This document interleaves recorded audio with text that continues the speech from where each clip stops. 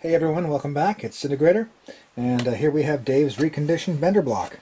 It's got brand new neoprenes, and it has that replacement slider in place. Everything's nicely lubricated and cleaned, and you can see the plastic there for the plastic insert for the switch. Looks pretty good. Bender has been cleaned, and of course these pots have been deoxided, and everything's looking good. So I just basically put those two bolts in, and now it's reinstalled. Just a note, this switch doesn't seem 100% lined up. I know that's kind of trivial sort of thing. It was obviously like that from the beginning, because this is a keyed cap that fits onto a post with sort of flanges on it.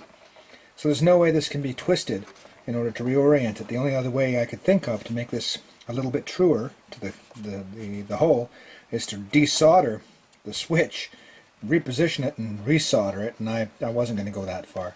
So that's just a character thing. Of course you wouldn't notice it unless you knew to look for it, and I don't necessarily think it's really a big deal. So okay, so basically these two harnesses plug back into here, and then this soldered in harness goes along like that, 1 and 2. You know where they are just from the way that the harness wants to go, and then this one goes here, and then this guy goes to the bottom. And so now these are back in place.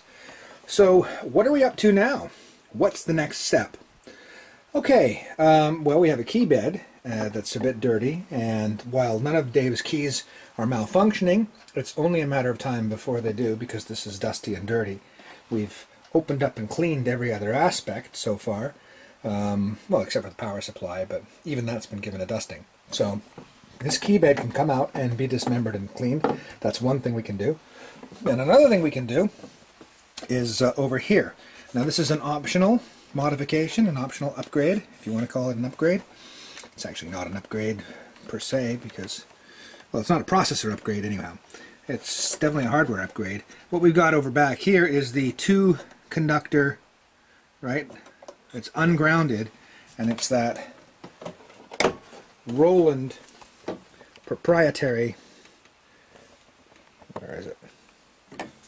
There we are.